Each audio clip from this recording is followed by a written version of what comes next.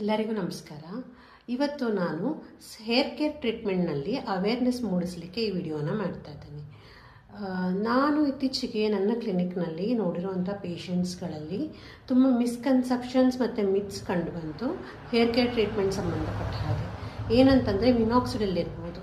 Minoxidil ಅನ್ನೋದು ಒಂದು solution. ಅದು ಹೇರ್ ಕೇರಿಗೋಸ್ಕರ ಕೊಡ್ತೀವಿ, ಹೇರ್ ಗ್ರೋತಿಗೋಸ್ಕರ ಹೆಲ್ಪ್ ಮಾಡುತ್ತೆ. ಮೇಯ್ನಾಗಿ ಅದರ ಇಂಡಿಕೇಶನ್ ಒಂದು ಪ್ಯಾಟರ್ನ್ ಹೇರ್ ಲಾಸಲ್ಲಿರುತ್ತೆ. ಮತ್ತು ಆ ಪ್ಯಾಟರ್ನ್ ಹೇರ್ ಲಾಸಲ್ಲಿ ನಾವು ಕೊಡೋದ್ರಿಂದ ಅದು ಸೊಲ್ಯೂಷನ್ ಫಾರ್ಮಲ್ಲಿ ಇರೋದ್ರಿಂದ ನಾವು ಜಸ್ಟ್ ಸ್ಕ್ಯಾಲ್ಪಿಗೆ ಅಪ್ಲೈ ಮಾಡಲಿಕ್ಕೆ ಹೇಳ್ತೀವಿ. ಟ್ರಿಕಲ್ ಆಗಬಾರ್ದು ಕಣ್ಣಿಗೆ ಅಂತ ಹೇಳ್ತೀವಿ. ಸ್ಕ್ಯಾಲ್ಪಿಗೆ ಅಪ್ಲೈ ಮಾಡೋದ್ರಿಂದ ಅದು ಸ್ಕ್ಯಾಲ್ಪಲ್ಲಿ ಲೋಕಲ್ ಆ್ಯಕ್ಷನ್ನ ಮಾಡುತ್ತೆ. ನಿಮ್ಮ ಬ್ಲಡ್ಡಿಗಿರ್ಬೋದು, ರಕ್ತನಾಳಕ್ಕಿರ್ಬೋದು, ರಕ್ತದ ಒಳಗಡೆ ಇರ್ಬೋದು, ಅದ್ರ ಪ್ರಮಾಣ ಹೋಗೋದಿಲ್ಲ. ಹೋದ್ರೂ ತುಂಬ ಕಡಿಮೆ ಅಮೌಂಟಲ್ಲಿ ಅದರಿಂದ ಏನು ಸೈಡ್ ಎಫೆಕ್ಟ್ಸ್ ಆಗೋದಿಲ್ಲ, ಸಿಸ್ಟಮಿಕ್ ಆಗಿ ಅಂತ ಹೇಳ್ತೀವಿ. ಈ ಥರ ಪ್ರೂಫ್ ಕೂಡ ಇದೆ, ಆರ್ಟಿಕಲ್ಸಲ್ಲೂ ಕೂಡ ಇದೆ. ಅದೇ ಕೆಲವೊಬ್ಬರಲ್ಲಿ ಮಿನಾಕ್ಸಿಡಿಲ್ನ ಅಲರ್ಜಿ ಕಂಡು ಬರಬಹುದು. ಅದು ತುಂಬ ರೇರ್, ತುಂಬ ಅಪರೂಪಕ್ಕೆ ಆಗುತ್ತೆ. ಆದರೂ ಕೂಡ ಮಿನಾಕ್ಸಿಡಿಲ್ ಸೊಲ್ಯೂಷನ್ನಲ್ಲಿ ಪ್ರೊಪಲಿನ್ ಗ್ಲೈಕಾಲ್ ಅಥವಾ PG ಅನ್ನುವಂತಹ ಒಂದು ಕಂಪೋನೆಂಟ್ ಇರುತ್ತೆ. ಅದರಿಂದನೂ ಕೂಡ ಅಲರ್ಜಿ ತುಂಬ ಕಾಮನ್ ಆಗ್ಬೋದು.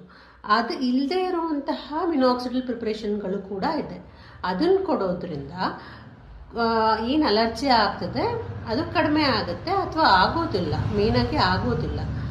ಅದೇ ಮಿನಾಕ್ಸಿಡಿಲಿಂದನೇ ಅಲರ್ಜಿ ಆಗ್ತದೆ. ಪ್ರೊಪಲಿನ್ ಗ್ಲೈಕಾಲ್ ಇಲ್ಲದೆ ಇರುವಂತಹ ಸೊಲ್ಯೂಷನ್ ಯೂಸ್ ಮಾಡಿ ಅಥವಾ ಕಂಪೋಸಿಷನ್ ಇರುವಂತಹ ಕಂಪೋನೆಂಟ್ ಇರುವಂತಹ ಇದನ್ನು ಯೂಸ್ ಮಾಡಿ ಮತ್ತೆ ಅಲರ್ಜಿ ಆಗ್ತದೆ. ಅದು ಮಿನಾಕ್ಸಿಡಿಲ್ ಅಲರ್ಜಿ ಇರ್ಬೋದು. ಆವಾಗ ಸ್ಟಾಪ್ ಮಾಡಬೇಕಾಗತ್ತೆ ಕಂಪ್ಲೀಟ್ ಆಗಿ. ಅದ್ರ ಬದಲು ಆಲ್ಟರ್ನೇಟಿವ್ಸ್ ಹುಡುಕಬೇಕಾಗತ್ತೆ.